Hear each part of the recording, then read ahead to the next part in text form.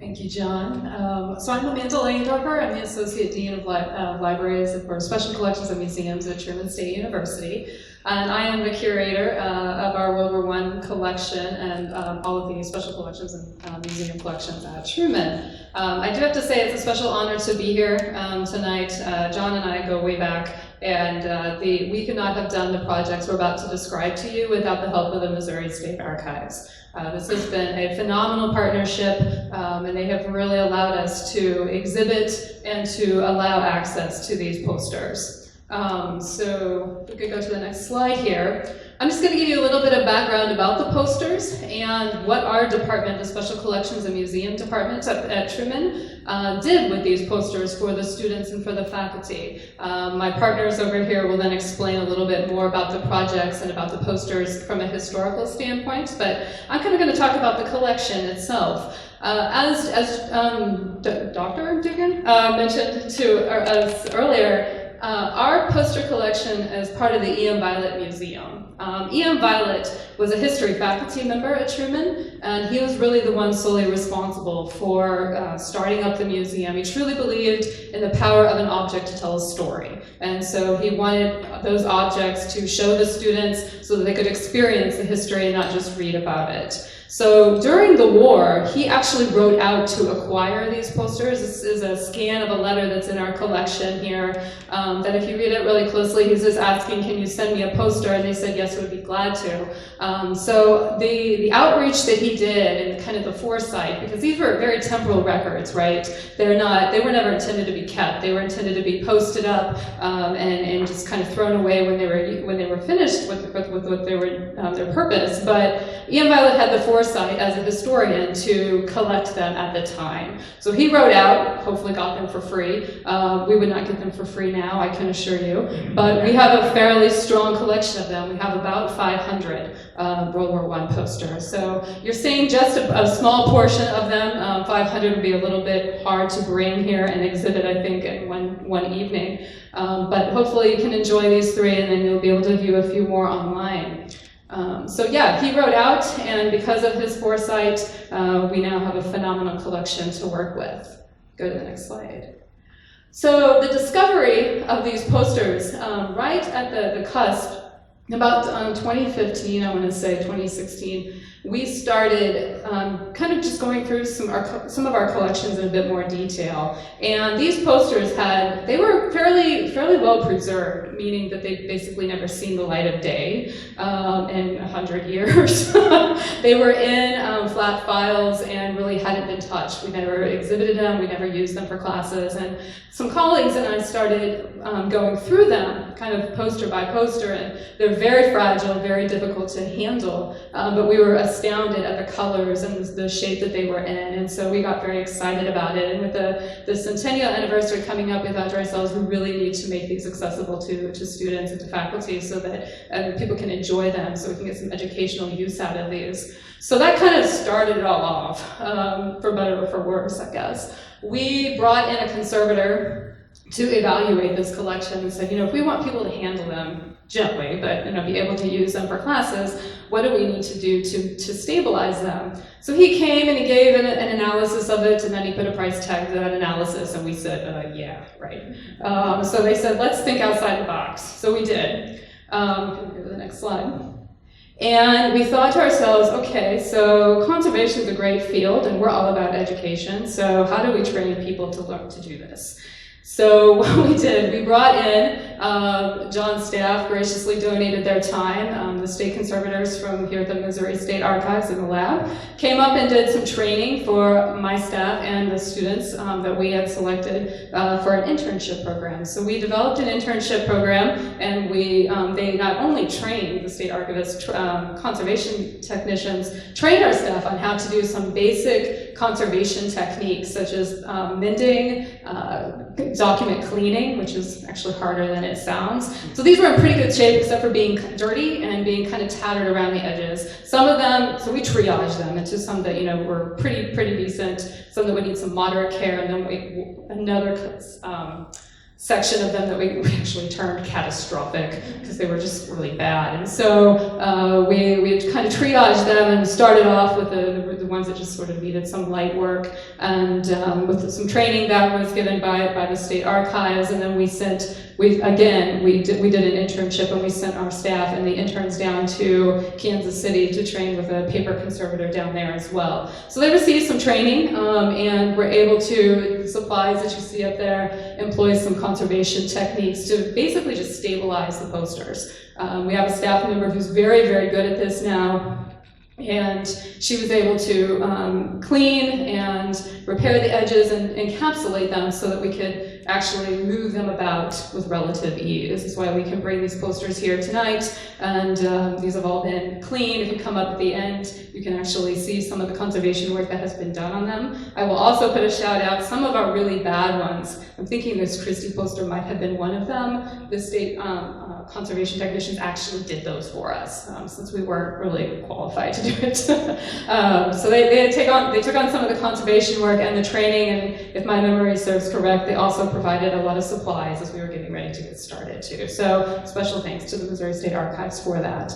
So needless to say, this was a couple of years in the making. We actually just finished our 500 poster collection, the conservation work on them, and we've moved on now to our World War II poster collection. But anyway, this was a major effort just to get them stabilized. So then the question became, okay, they're ready to use, now what? So if we go to the next slide. And so we just kind of took two forms.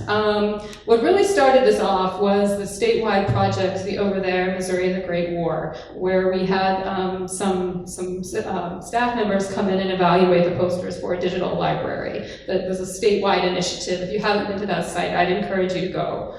But, so they came in and they said, okay, well we need these digitized so that we can put them on as part of the site. And since our scanners were not big enough to handle these posters, I mean, some of them, you can put on a flatbed, no problem, but others of them are going to require specialized equipment in order to be able to scan them, and we did not have that equipment. But guess who did? The state archives.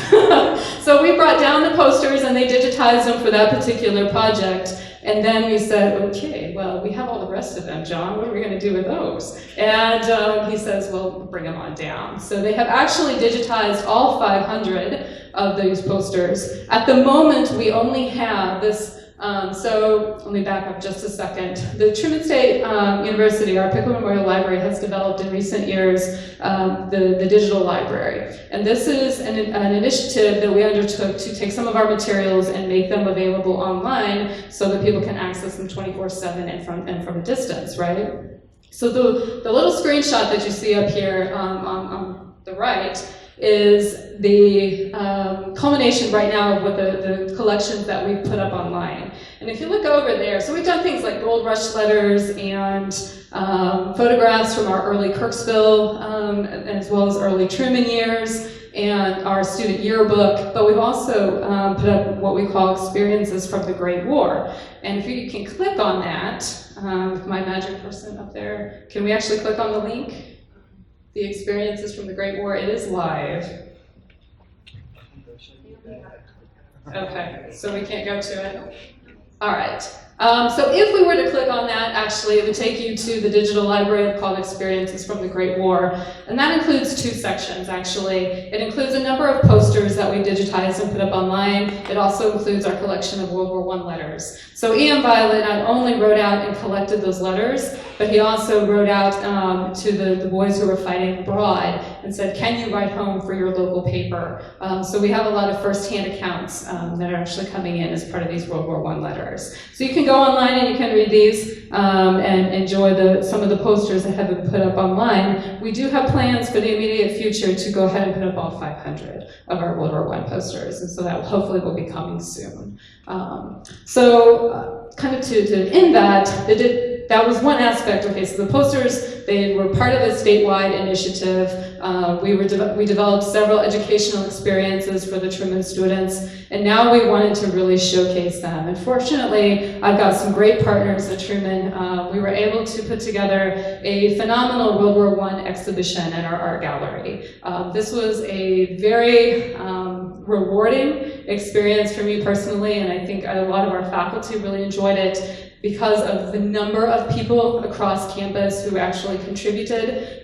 So we had musicians and we had just really people from all sorts of disciplines be involved in this. Heidi's actually going to talk, Dr. Cook is going to talk to you more about this, but it was a really great way to get the entire campus involved and to really showcase the posters.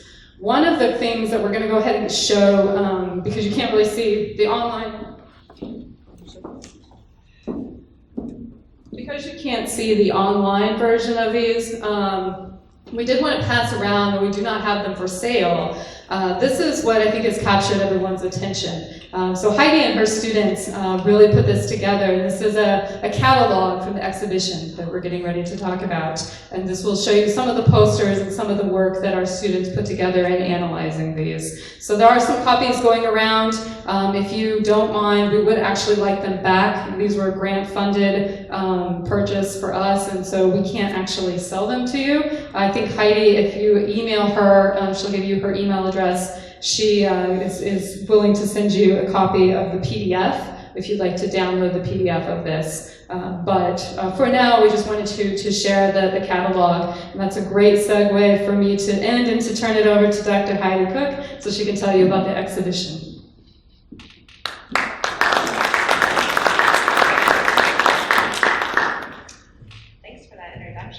And thank you all for having us here today. It's a real honor. We're excited about this exhibition that we put together, and so it's a great opportunity to be able to share that with you. My name is Heidi Cook. I kind of wear two hats at Truman. So I am a visiting assistant professor in the art department where I teach art history courses in modern, contemporary, and Western art. And then the other hat that I wear at Truman is that I direct our university art gallery. Amanda invited me here to talk a bit about the exhibition and catalog and how those things came together. If you could show the next slide. I'm going to talk just for, go to the next slide. There we go. Just for a second about our university art gallery. It's open during the academic year, and it serves multiple purposes. So on one hand, it's there for our art department. We show our seniors' work. We have a juried student exhibition every year. It also serves the campus, so we try to get classes to come visit and collaborate with faculty across the university whenever possible. But on the other hand, a big purpose of our University Art Gallery is that it's also meant to serve Kirksville and the broader Northeast Missouri community. And that was what was so exciting about the Join Save By exhibition in particular. It really captured the attention of a broader community and brought them into the gallery, which isn't always easy to do for us. So that was really exciting about this.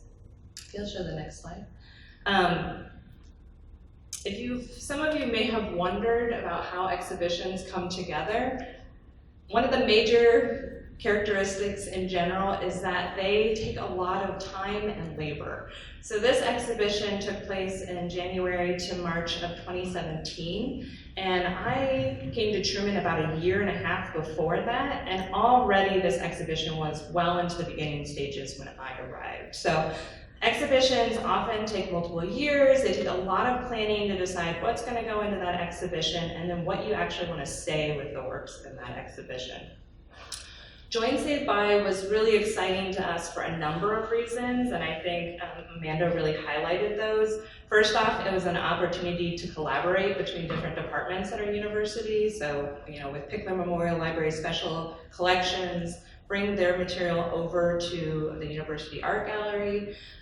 It was also the first time that these posters had ever been exhibited. And the fact that this was the centennial anniversary was really exciting for us. So we were kind of tapped into that energy of people already thinking about World War I because it was that centennial moment. Next slide. So the first thing we have to do with any exhibition is select what works are going to go into that exhibition. And this was really exciting for us because we were able to bring together, and I'm showing you a boring slide with lots of text, but I'm trying to show you we had a really interdisciplinary group of faculty that worked on this. So we had faculty from the history department, like Jason and Jeff Gall. We had art historians like myself and Julia Delancey, and artists. And we had faculty from education, from the community communication department, from the English department, and each of those faculty members were bringing their own perspectives and their own disciplines to bear on these posters, which was very exciting.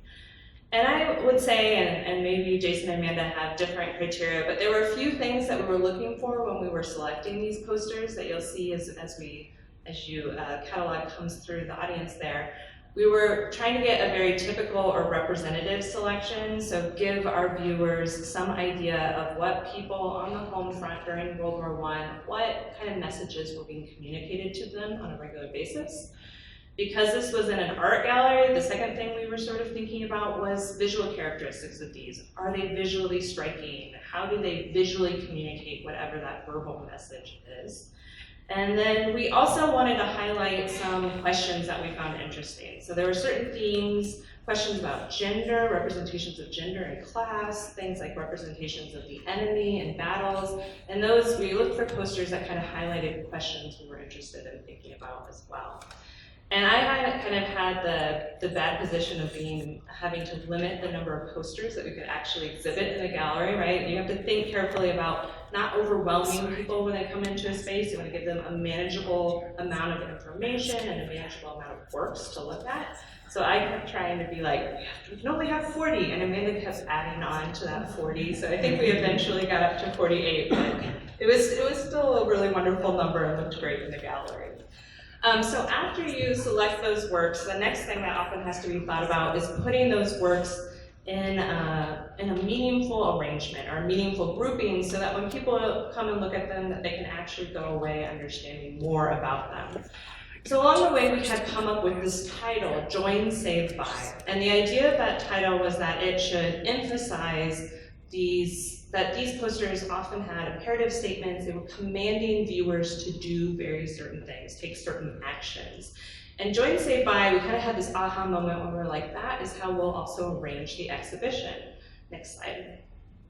And so we ended up grouping those 48 posters that we had selected for the exhibition, putting them into 4 groupings that were based around these verbs, join, save, buy.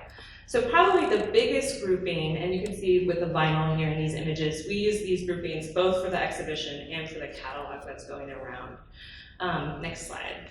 So join, we had 2 groupings that were under this verb join, and one had to do with recruitment posters. So recruitment posters for various branches of the military, and this probably made up the majority, maybe the majority of the collection, and also the majority of what was in the exhibition. So recruitment posters for the Army, and this included certain groups within the Army, like the Tank Corps and the Artillery section of the Army, the Navy and the Marines, recruitment posters for them, and this was before the Air Force, so Air Service. We had a poster in the exhibition that was recruiting for the Air Service as well. Next slide. And then we had a second grouping that was also under this verb join, but it was emphasizing that those on the home front could also join supporting and service organizations. So this is where posters for things like the Red Cross were grouped, YWCA that you see here, and Student Nurse Reserve, for example. Next slide. Our third grouping, it was kind of a small grouping, but we had a number of posters that were commanding people on the home front to save, and this was often about material things that they could save to support the home front. So saving things like food, reducing the amount of wheat, meat, sugar that people eat at home, saving books for the troops. And I actually have a slightly different version of this poster at home in my kitchen, and people are always asking me about it because it often emphasizes the same ideas that like foodies nowadays are emphasizing, you know, eat less wheat, eat less meat, and people are always asking me what the poster's about. I'm like, actually, it's from World War I. And then our last grouping, if you'll do the next slide, was under this verb buy. So this was about buying Liberty bonds and war savings stamps, things that were meant to support financially what was going on in the war. So in putting together this exhibition, the sort of third thing that we had to think about after we selected the works, after we thought about grouping them, we also wanted to do some programming that emphasized interpretation and, you know, coming in contact and thinking about these posters. And, you know, I emphasized before, we had this really interdisciplinary group of faculty that helped us select the works. Well, they also helped us think about ways of approaching these works. So we have a number of things going on in conjunction with the exhibition, and if you'll go to the next slide for me. One of the things we wanted to obviously do was provide historical context. And there we had these really great labels that went with the exhibition, both in the space and in our catalog. So we worked together with Jason's students actually to do this. And Amanda and I went and talked to students in his America in the Age of the World's War class about how to write labels. And then they each picked two and they worked with Jason to research those. So that was a really great opportunity for students to do some of their own research and contribute to the making of an exhibition. Next slide. We also thought about artistic process and artistic context with these posters. So we worked together with Jim Jareb, who's one of our art faculty members, about providing some information about how the posters were actually made. So these were primarily, a small number were letterpress, and then many of them were lithographed. They would have either been done hand-drawn on stone or metal plates. And so Jim Jareb actually had this wonderful historic letterpress type collection, and so he made us a replica tray of letterpress type that would have been similar to the one used to make the poster that's hung on the wall here. Next slide. And then, so we have historical context and artistic context, and then we also wanted to invite some artistic reactions. So we had a musical performance that took place in conjunction with the exhibition. They performed both historic works, songs like How You Keep Them Down on the Farm and Keep the Home Fire Burning, so songs that were popular during World War I. And then there were also some new compositions that were reactions to artist letters and things like that, or soldiers' letters, excuse me, artists on the mind, soldiers' letters. We also had a literary reading event where they were reading soldiers' letters and writing poems that responded to some of the posters. And then final slide there. We also worked with our education department, so we had master's students doing their master's in education who came up with curriculum to go along with the exhibition, and they used this curriculum to facilitate school visits. So these were the disciplines that we really brought to bear. So this was an exhibition that we were really excited about and proud to put on, and proud that we got to do all this programming in conjunction with it. I hope I gave you guys some idea of how an exhibition comes together, but feel free to ask me more questions. I'm going to pass it over to Dr. McDonald now. He's going to talk a little bit more about the history of these posters and how they were made.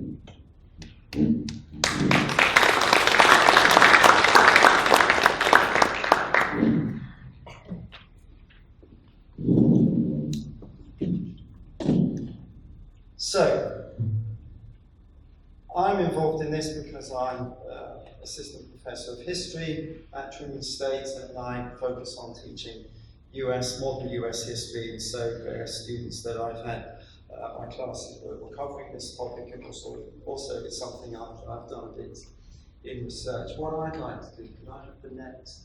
What I'm going to do for you is look at, just say a few words to you about the history of how these posters came into being, and then if you have any questions for me and the rest of the panel, you can throw out the posters afterwards. The first thing I want to talk about is the commissioning and the design and production of the posters. Then I'm going to say something about what was the purpose and how effective they were, and then lastly, just say a few things about some possibly unintended consequences, and that's really where my interest lies in terms of research. So if you could move on to the next slide. The posters were commissioned mostly by the US federal government. When the US entered the war in April 1917, President Wilson gave control of public relations to the war to a man called George Creel, who set up an organization known as the Committee on Public Information. And Creel was approached by a group of Madison Avenue artists who wanted to contribute to the war and play their role. And they said, we can make some posters for you, come up with some designs. So virtually all of the posters that you're going to see were made by some of the highest paid and most successful advertising artists in the United States at the time. And they said that they would do this work for free as well. At the end of the war, this whole project in terms of the body that they created, the Division of Pictorial Publicity, On some of the posters, there's a small label saying DPP. Unfortunately, it's not on any of these. That organisation cost the federal government just over $13,000 for the whole year. Just nothing. They just gave their work for free. Some of these men, they got paid like more than 1,000, sometimes 5,000 for one design. So it's a very inexpensive thing for the federal government. So after the DPP was set up, the major agencies would go to the DPP and they say, we need a poster telling us, asking people to join the service, asking people to buy government bonds, join some organisation. So these artists would sit around together, see which organisation was asking for a poster, and then they say, oh, I'll take that one, and they go off and produce those posters. And as John Dugan said earlier, they were, at the end of the war, by the end of the war, about 3,000 posters had been produced by these mostly Madison Avenue artists. And you think about that, the US was only in the war from 1917 up until 1919. So they were producing more, they were designing more than 5 posters a day for this program. The armed forces generally didn't go through the DPP too much. They generally took care of making their own posters. The government agencies, things like the Food Administration, people asking people to save on food, they would go through the DPP. Also, with the government agencies, the Treasury was a big one. They put in lots of requests because they wanted people to buy government bonds. And then civilian agencies like the YWCA, they would later approach the DPP. And so that's how most of these posters came into being, because of the DPP was like that unit that took all of these commissions. In total, it's hard to estimate exactly how many posters, individuals, 3,000 designs, but how many posters. It's hard to know exactly how many there were, but for the Treasury created, there were 4 Liberty Loan drives where the population were asked to buy these bonds that would help fund the war effort. 4 Liberty Loan drives, and then 1 Victory Loan drive. So there are 5 big drives to gather money from the public to pay for the war. And from those, we know that there were 16 million posters produced. That's 1 poster for every 7 Americans. So these were seen by lots of people. You know, these were very prominent. There were lots of photographs of them in public places like post offices where people would go. So this is a large number of designs and a large number of actually physical posters, and lots of people got to see this. So let's move on to the next slide, please, and consider the purpose and the effectiveness of these. The purpose of the posters is quite simple. You know, it's no coincidence that as soon as the US was in the war, Wilson contacted George Creel, who had been a public relations advisor to him when he ran for election to become president. And he turned to that guy and said, if you get people to vote for me, now I want you to get them to help out in the war. So it was recognized as soon as the US got into the war that you're going to have to persuade people to do things that they don't want to do. Now, if I was to ask you, any of you, to volunteer to come out to the front of the audience and stand there for me while I start firing weapons at you, you know, if I described it to you like that, you're not going to do it, are you?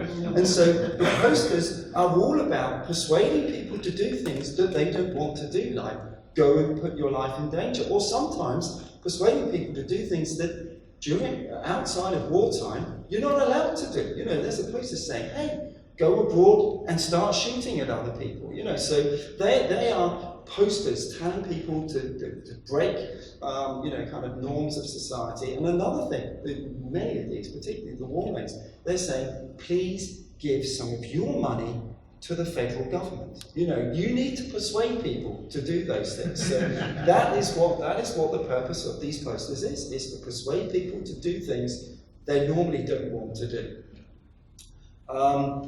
It's harder to evaluate how successful these posters were. Yes, there were lots produced and lots of people got to see them, but we don't have many records. We probably don't have any records in which someone says, "I saw that poster and then I went and bought this Liberty Loan bond, or I went and enlisted." So as a historical source, it's very difficult to gauge how successful they were. But overall, the US effort to mobilize for the war was very successful. The US mobilized 2 million people into the armed forces. 1.2 million Americans saw action. The US persuaded somehow or other, a draft was brought in, so it's hard to know to what extent people volunteered for the war, because very soon into the war the US did bring in a selective draft, but you know, over 100,000 Americans did lose their lives in the war. So, but it's hard to draw a causal relationship between these posters and someone going off to war in that sense. In terms of donating money, I think it is easier to evaluate how effective they were. In those bond issue campaigns that I spoke about, the Liberty bond issues, the US government raised $20 billion. So, you know, the government didn't coerce people, they said go out, buy these bonds and help fund the war. And the posters were the main means by which they promoted that idea, and people voluntarily gave out $20 billion. In the fourth of the Liberty Loan drives, that was the one just before the end of the war, there were 20 million Americans, 20 million people bought the Liberty bonds, and that is over half of the adult population. And like I said, that campaign was very much driven by the posters, so I think that we can say that they were very successful in that sense. So let's move on to the next slide, please. So 2 issues that I'm interested in looking at the posters, and there are other things that we can say that are of interest to the posters, but 2 things that I particularly find interesting are the way in which the posters reinforce gender norms. They say a lot about how people viewed gender relations in America at the time, and they also tell us a lot about ethnic relations in America. And I'll give a bit of background on that as we look at the posters. So can we move on to the next one, please? This is Howard Chandler Christie's poster. We've got this one here in front as well, haven't we? So in these posters, there are certain types of roles that women are performed in. One thing you never see is there are no posters of a woman at the battlefront holding a weapon, shooting at someone, because in this it's kind of Edwardian period, early 20th century, that was not considered the kind of thing that a woman should do. So one of the things that women are in these posters, they are presented as a sexual reward for men who join the army or the armed forces. Basically, the message of these posters is, if you don a uniform, you're going to get a girl. And nothing is more graphic than that poster there by Christie. Christie was known for the girls that he used to paint were known as the Christie girls, because they were very alluring, very sexy. He comes from the advertising world. You know, they use sex to sell things. And nothing is more graphic than this, because where did that girl get the uniform from? Okay, so basically is you get that uniform and you've got her in bed with you the next night, and that is it can't get any more blatant than that when we're talking about the. So that's one thing. Lots of these posters have these very sexy women on there, because these men have come out of the advertising industry and they are using sex to sell the government's message. Could we move on to the next slide, please? Another way in which women are protected in here, and this is very much appealing to the standard conceptions of masculinity at the time. Another way is portraying women as victims. So if you join the military, you go off to fight, you are being a male protector of this woman who's a victim who needs your assistance. You know? So you'd look at that and you would imagine that you join the forces, you're going to be this man protecting this poor woman who's being attacked by a German soldier. I'll say more about the way in which German soldiers and Germans in general are depicted in a moment. So that's another way in which women are depicted. Sexual reward, and then we've got this idea of a victim requiring protection. The other main way in which women are depicted, if we can have the next slide please, is of women playing supportive roles. Mothers and wives turn up in lots of a fair number of the posters. We don't have one here. And nurses also. Nurses because there's a recruitment effort to get nurses to go over and serve in the war. But this one here is using a device known as a pietà. So it's actually, when you're looking at this, the nurse is looking very much like Mary holding Christ. So it's kind of suggesting that these soldiers are sacrificing themselves in the same way that Christ sacrificed himself for humanity and Christianity.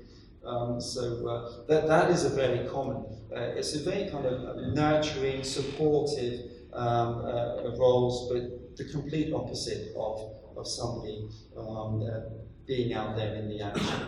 The other interesting thing about this poster is that most of the posters never showed wounded or dying soldiers, because you're not going to, if you see a picture of a wounded or dying soldier, you're not going to enlist. You know, so this is one of the rare ones where they don't show, you know, where they actually have a wounded soldier. But they're very, very rare, those ones of wounded soldiers. Another example of the supportive role is the next one here, and these are what were known as the farmerettes. These are young women who went out and worked on farms, helping to increase food production during the war. So these worked in the land army, women's land army of America. But in some ways, this one, I always find, and this is typical of lots of them, it makes the war look as though it's one big adventure. That they're off doing, I mean, you know, when I list things that would be fun activities to do, I'm not sure ploughing fields back in the age before tractors is one that I would put at the top of my list. But you know, it presents everything about the war as being a great fun activity. But by and large, the images that we've got of women is that they're supportive, and the fighting is being left up to doing the men. The other area, we move on to the next slide, please. The other area that is quite striking for me as a historian that focuses on social history in the early 20th century is the way in which the posters, in some ways, might have actually inflamed ethnic tensions in the United States. Now, when the US enters World War I, it enters the war just on the back of the period in which it had saw the largest increase in its immigrant population. Between the end of the Civil War and the beginning of the First World War, the US, the number of immigrants coming to the US kind of reached phenomenal numbers. You're talking about 1 million immigrants entering the year, each year in the run-up to the war. And it's only when the war starts that immigration, the flow of immigration stops, because all the European countries don't let young men leave anymore because they want to send them off to the front to kill each other. This is a period in which immigration really did have a big impact on the US. In terms of the proportion of Americans that were foreign-born, this is the peak period in US history. And regardless of what people say, how many immigrants there are in America now, and you know, the extent that it's affecting the demographics, this is the period in US history that's the highest percentage of the population being foreign-born or the children of foreign-born. And as a result of that, you living in current times will appreciate this, there was a certain amount of suspicion on the part of the native-born population about the loyalties of the immigrants. And that shows up in some of the posters of the time. Most of the immigrants coming in during this period were coming from less traditional sources of immigration from the US. Traditionally, immigrants to the US came from places like northern and Western Europe, Great Britain, Ireland, France, Germany. Those countries were providing fewer of the immigrants, and in the run-up to the beginning of World War II, most of the immigrants were coming from southern and eastern Europe, places like Austria, Hungary, Russia, and also places like Italy. And they were culturally very different to the native-born population in terms of religion, language, etc. So America enters the war with rather uneasy ethnic relations. And the posters reflect that uneasiness, because these posters, this one in particular, and this poster here was produced in multiple languages. There's Italian, Spanish versions of this. There's a Yiddish one. So these posters are suggesting that the people making the posters, it's as though they feel they need to persuade the immigrants that they need to demonstrate their loyalty to the United States. It's quite clear there's an ambivalence towards the immigrants in this. There's a fear that those immigrants won't be as loyal to the United States as native-born people. So you need to make a special poster for them to persuade them to make their contribution to the war effort.